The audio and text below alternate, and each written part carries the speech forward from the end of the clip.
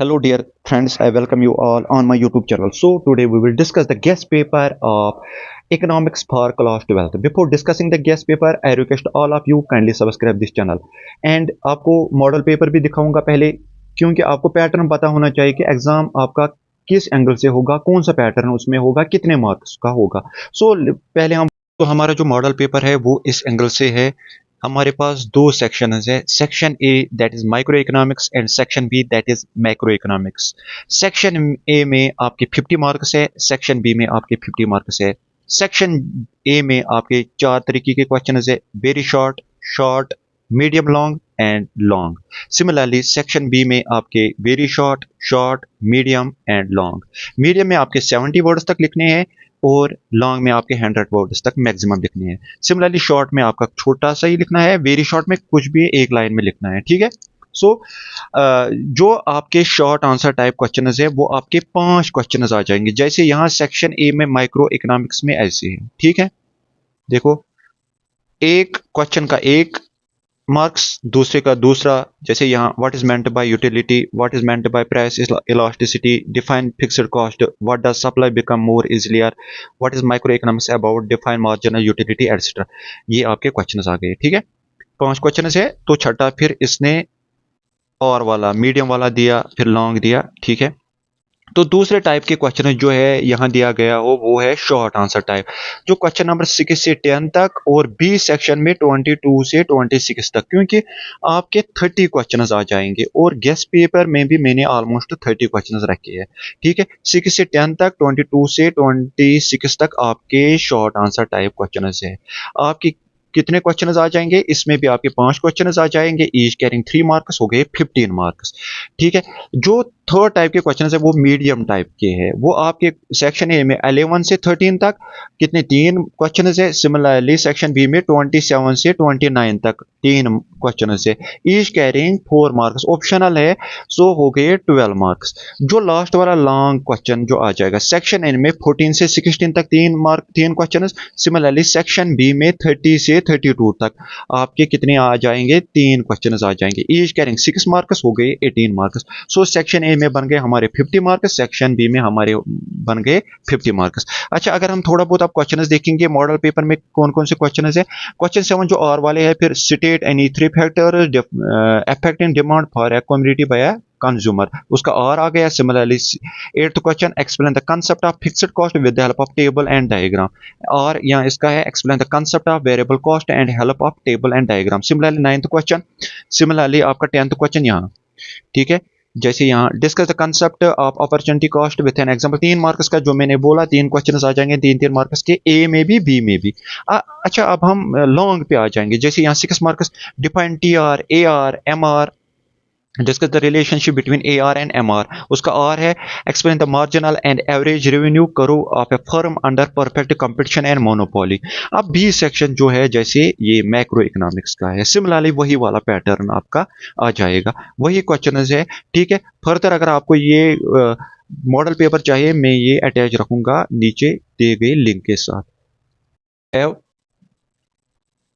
देखो question number 1 जो है that is define price elasticity of demand. How is it measured with point or geometric method feature that determine price elasticity of demand? Factors that affect price elasticity of demand.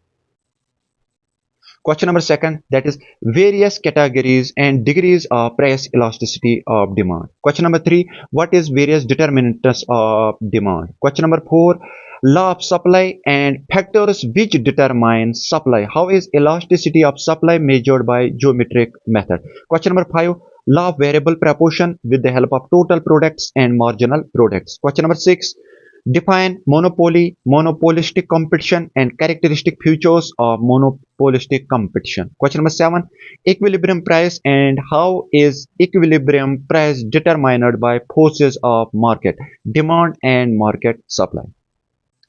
Coming to question 8, we have what is demand curve, why does demand curve slope downwards, are there any exceptions to it. Question number 9. Describe various types of production costs. Explain mutual relationship between average cost and marginal cost. Question number 10. Define market and features of perfect competition. Question number 11. Circular flow of income with 4-sector economy and 3-sector economy. Question number 12. Concept of injection leakage in circular flow of income. Okay, ये आपको देखना है, यहां थोड़ा बहुत error आ गया है. Question number 13, that is multiplier, investment multiplier and it's working. Question number 14, what are marginal cost and average cost? Explain the relationship between them. Question number 15, define GNP, NNP, NDP, monetary policy. Question number 16, domestic product, difference between GDP and GNP. Question number 17, difference between movement on a supply curve and shift of supply curve with diagram. Coming to question 18, relationship between total fixed cost and variable cost. Question number 19, money and its functions. Question number 20, government budget and its objective. Question number 21, define market and its types. Question number 22, problem of double counting and how it can be avoided. Question number 23, what is aggregate demand and its constituents. Question number 24, law of demand and its assumptions. Question number 25, what is break even point. Question number 26, characteristics of a perfectly competitive market. Question number 27, explain the difference between the movement on a supply curve and shift of supply curve with diagrams. Question number 28, distinguish between expansion of supply and increase in supply with demand with diagram.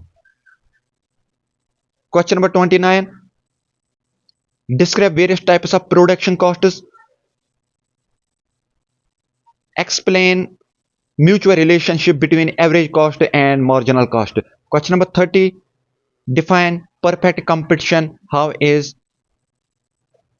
price determined in a perfect price determined in a perfect competitive market. So this was all about the guest paper of economics for class 12th. Thank you for your cooperation.